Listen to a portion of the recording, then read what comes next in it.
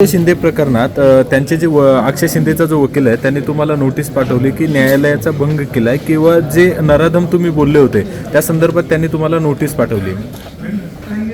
त्या प्रकरणामध्ये मला कोणतीही नोटीस आणखी प्राप्त झालेली नाही, परंतु जो झालेला प्रकार आहे तो लाखो लोकांनी पाहिलेला आहे। ज्या पद्धतीने तो वागला, ज्या पद्धतीने त्यांनी कृत्य केलेले त्यांना नराधमाचाच नाव दिले जाते।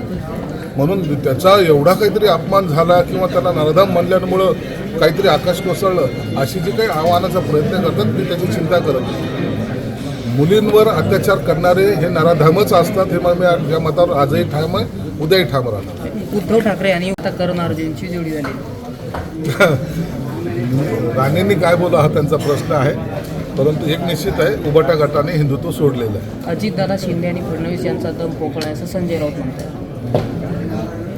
संजय राऊतचे कलमिस्ट आता जास्त महत्त्व देत आहे। प्रयागराजमध्ये जो काही प्रकार घडला तो अत्यंत दुर्दैवी आहे आणि अनेक म्हणजे करोडो भाविक त्या ठिकाणी असताना त्यामध्ये आता जर 30 लोकांचा जो काही मृत्यू झालेला आहे तो अत्यंत दुर्दैवी। त्याच्याबद्दलचा प्रत्येकजण भारताचा नागरिक हा शोक व्यक्त करतो। मग त्यावर संजय राऊतांनी असं म्हटलं की संरक्षण मंत्री आणि गृहमंत्री यांच्यासाठी एक दिवस तो परिसर बंद ठेवण्यात येतो, त्यामुळे हा प्रसंग मग आता काय बोलावं त्या माणसाला?